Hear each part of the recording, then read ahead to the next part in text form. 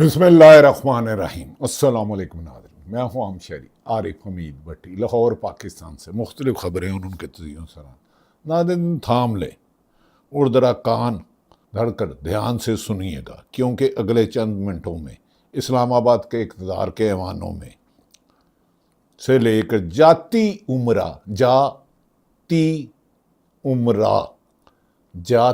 उमरा और पेशावर के सियासी ठिकानों तक ऐसे दलदले आने वाला है जिसकी दमक से सियासी ऐवान कांप रहे हैं, खौफ के मारे हैं।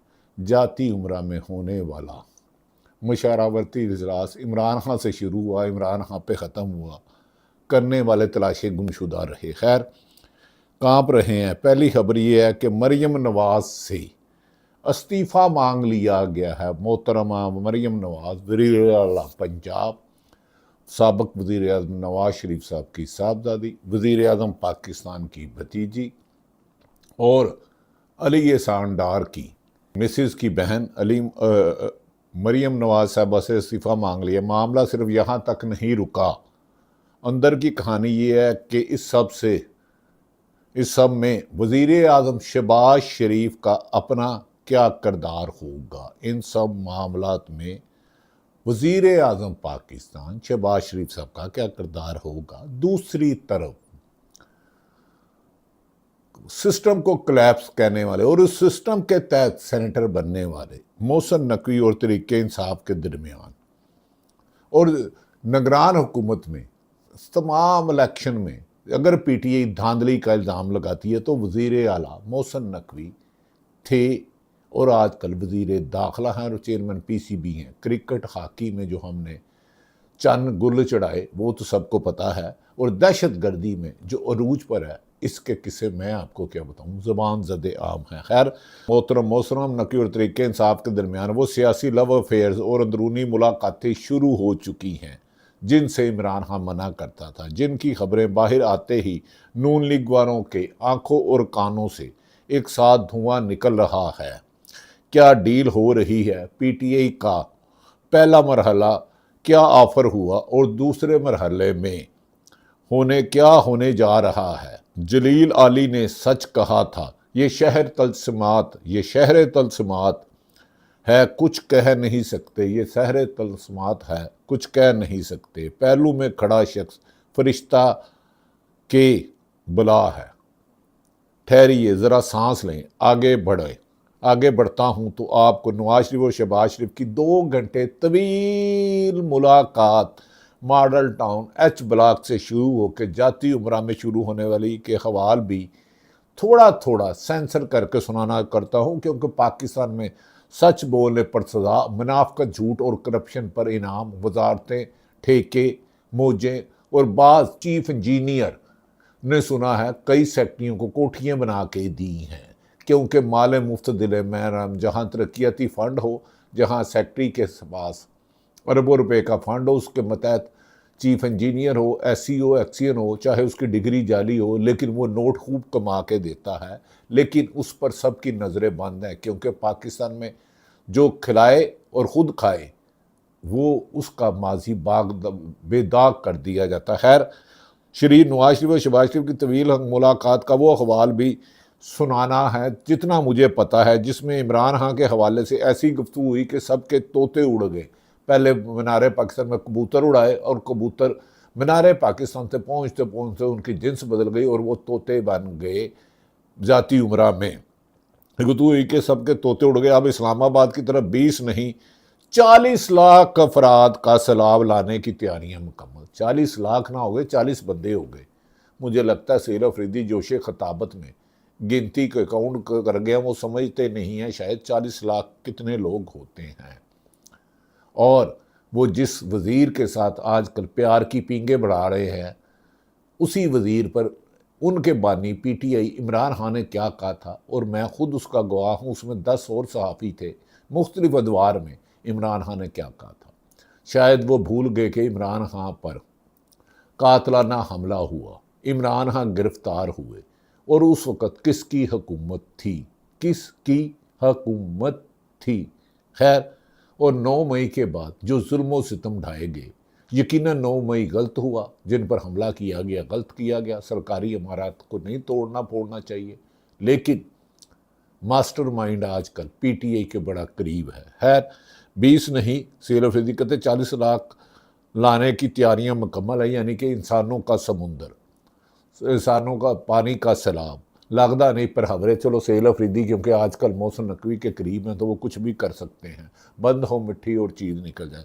सितंबर का महीना सितमगर होगा, मौजूदा हुकूमत के लिए सख्त सितमगर साबित होने जा रहा है। और आखिर में नाज़रीन, वो धमाका जो मौलाना फजलुर रहमान ने आर्मी चीफ और एस्टेब्लिशमेंट के खिलाफ बोलकर कर दिया है। मैं डरपोक आदमी हूँ, ईमानदारी से कह रहा हूँ, मुझे ये भी यकीन नहीं कि मौलाना फजलुर रहमान ने गुज़श्ता रोज़ वर्कर कन्वेंशन से जो गुफ्तगू की है वो पाकिस्तान में रह कर की है या पाकिस्तान से बाहर।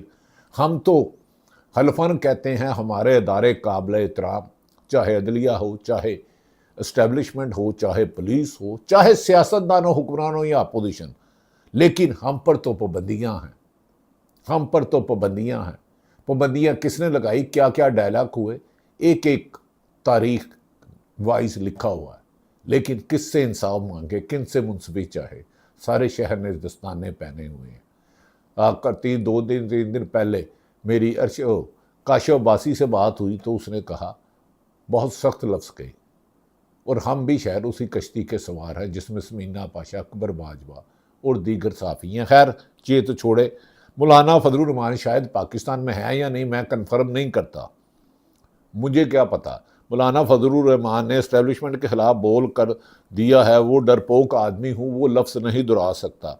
साहब मौलाना ने जो अल्फाज हमारे अदारों के बारे में बोले हैं, मैं तो दोहराते हुए भी लरज रहा हूँ, डर रहा हूँ, कांपे टांग रही हैं या टांगें कांप रही हैं, मगर सच्चाई आपके सामने रखना मेरी जिम्मेदारी है। लेकिन इतनी भी जिम्मेदारी दिलेरी से नहीं करूँगा कि खुद ही मारू जाऊँगा। अरशे शरीफ अल्लाह जन्नत नसीब करे शेर कहता था, वो शायद उसमें कमी बेशी हो तो माफ़ कर देना। जो देखता हूँ वही बोलने का आदी हूँ, मैं इस शहर का सबसे बड़ा फसादी हूँ, लेकिन मैं नहीं बनना चाहता। शहीद अरशद शरीफ याद आता है, तेरी याद आई तेरे जाने के बाद। खैर नाज़रीन, सच्चाई आपके सामने थोड़ी थोड़ी रखूँगा, एडा मैनू दलेर होने का शौक नहीं।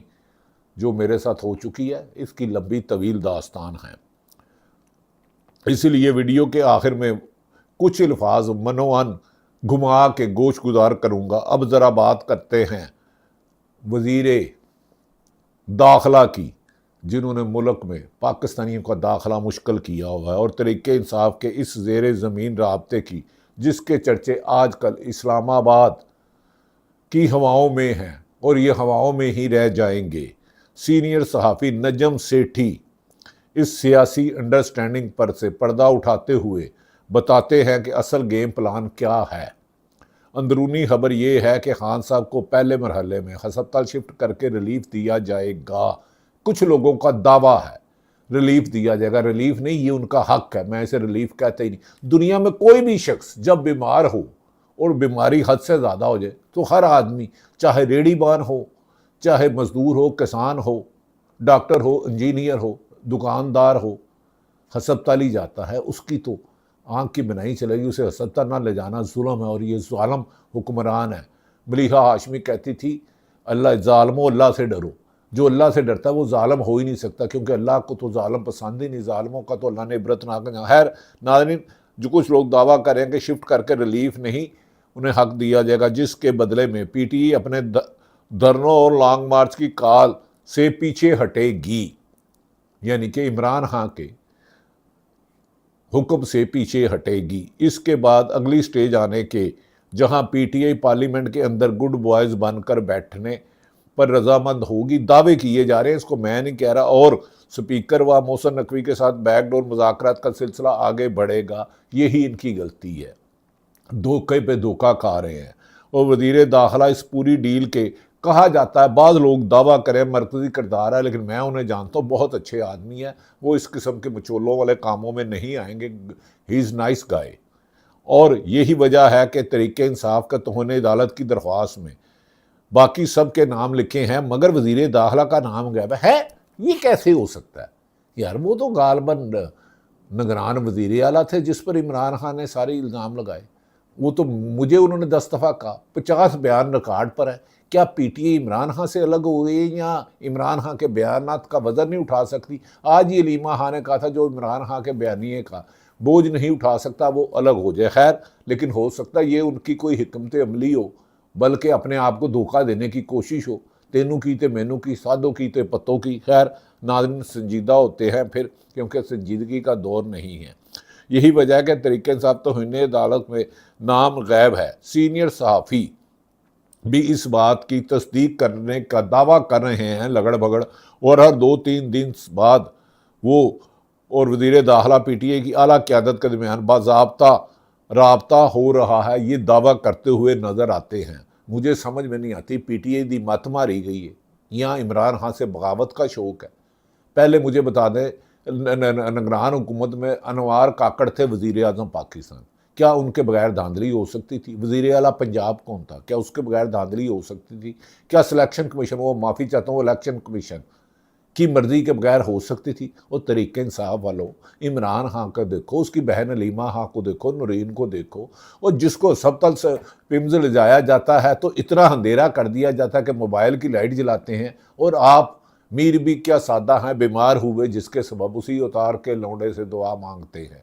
अगर वो चाहते तो क्या सुप्रीम कोर्ट के हुक्म के बाद इमरान खान का शिफा सतर रहना होता? लेकिन फरेब खाते हो तो खाए जो। सही कहते हैं, जब तक लालची और सादा लोग जिंदा है तो ठग भूखे नहीं मर सकते। जब तक लालची और सादा लोग जिंदा हैं, यहाँ लालची लोग जिंदा हैं, ठग भूखे नहीं। खैर, आ जाते हैं उधर दूसरी तरफ। जाती उमरा में दावा किया गया है कि वज़ीर आज़म शहबाज शरीफ और नून लीग के कायद मोहतरम नवाज शरीफ, सब जो मेरे पसंदीदा शख्सियत हैं, के दरमियान 2 घंटे तक सर जोड़कर मुशावरत हुई। सर जोड़ा तो नहीं जोड़ा क्योंकि उसका मेरे पास कोई विटनेस नहीं है, लेकिन सर का फासला होगा क्योंकि दोनों अलग अलग चेयर पे बैठे होंगे, मेरा ख्याल है।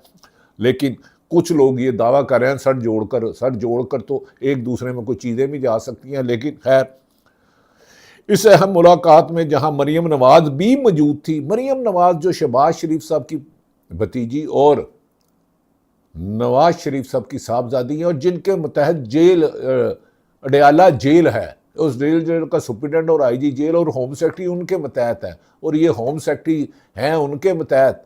लेकिन 2 जगह खेलते हैं। बावक्त ज़रूरत वज़ीर आला पंजाब को भी डिच कर सकते हैं क्योंकि इनके रूट्स बड़े और कहीं भी हैं। खैर, आईजी जेल खाना जात के बारे में भी उन्हीं के मतहत कहा जाता है जिन्हें इमरान खान से मिलने दी।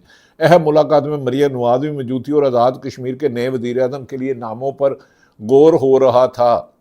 वहीं सबसे बड़ा मौजू सुप्रीम कोर्ट का बानी पीटीआई की शिफा अस्पताल मुंतकिल करने का फैसला था शहबाज शरीफ ने।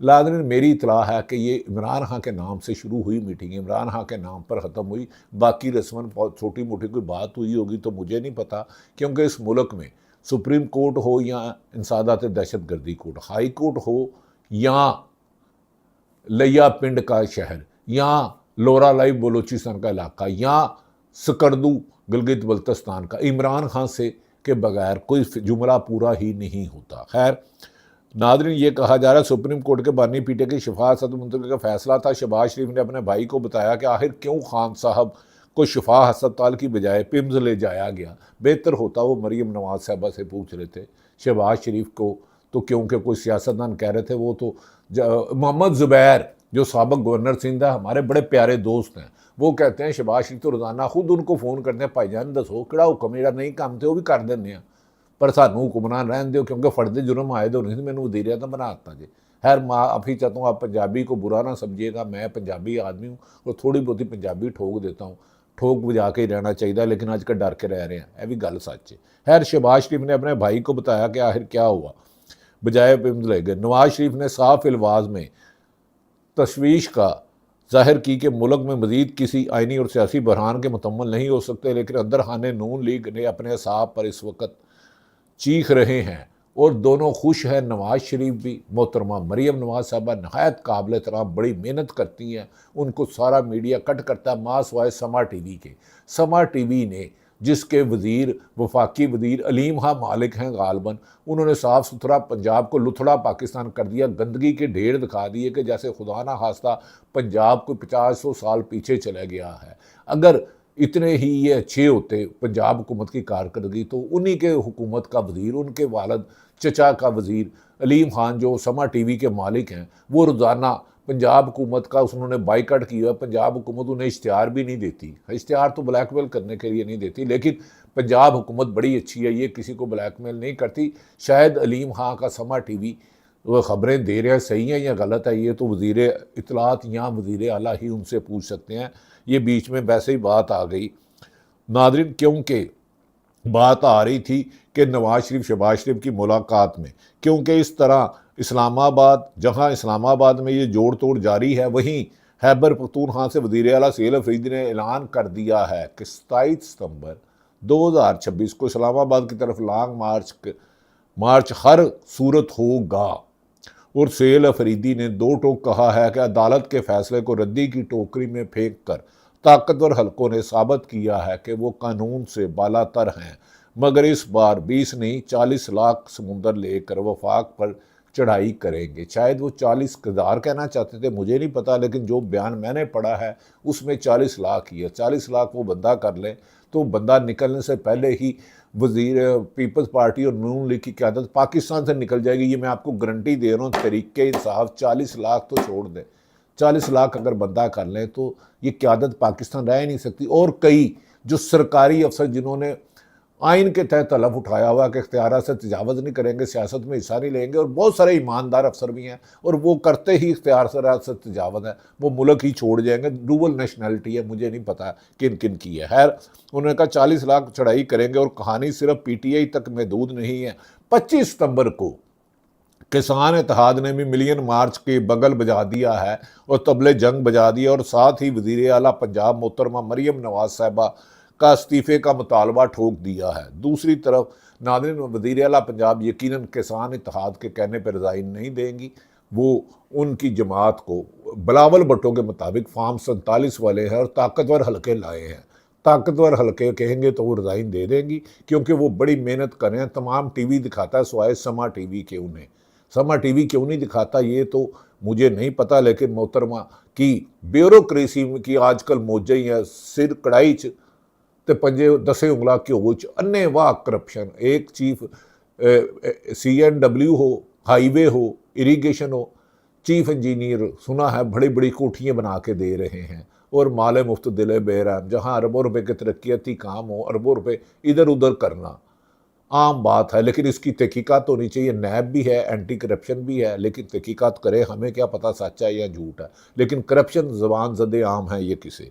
वज़ीर आला मरियम के इस्तीफ़े का मुतालबा ठोक दिया है किसाना। दूसरी जानिब जमात इस्लामी के अमीर हाफिज़ नईमुर रहमान ने भी 12 रबीउल अव्वल के बाद पेट्रोलियम लेवी के खिलाफ मुल्क भर में शटर डाउन और हड़ताल और इस्लामाबाद मार्च की धमकी देकर हुकूमत को गिराव मुकम्मल कर दिया है। लेकिन ये फ्रेंडली करते हैं, बड़े अच्छे हैं जमात इस्लामी वाले, ये मौजूदा हुक्मरानों के लिए टफ टाइम नहीं देंगे। और अब आते हैं सबसे बड़े धमाके की तरफ, जिसका मैंने आगाज़ किया था, यानी कि मौलाना फजलुर रहमान साहब। डर के मुख्तसर बात पूरी नहीं बताऊँगा, मुझे समझ में नहीं आती। मौलाना फजलुर रहमान वाकई ही पाकिस्तान में है, और ऐसी गुफ्तगू जो उन्होंने की, अनबिलीवेबल का आगाज़ किया। यानी कि मौलाना फजलुर रहमान का चीफ ऑफ आर्मी स्टाफ और इस्टेब्लिशमेंट पर कड़ा वार कर दिया है, जो कि मेरे ख्याल में नहीं करना चाहिए, ये मेरी राय है। JUI के सरबराह ने पेशावर कन्वेंशन में तमाम सियासी व अखलाकी लिहाज बाला ताक रखते हुए स्ट्रेट फारवर्ड बात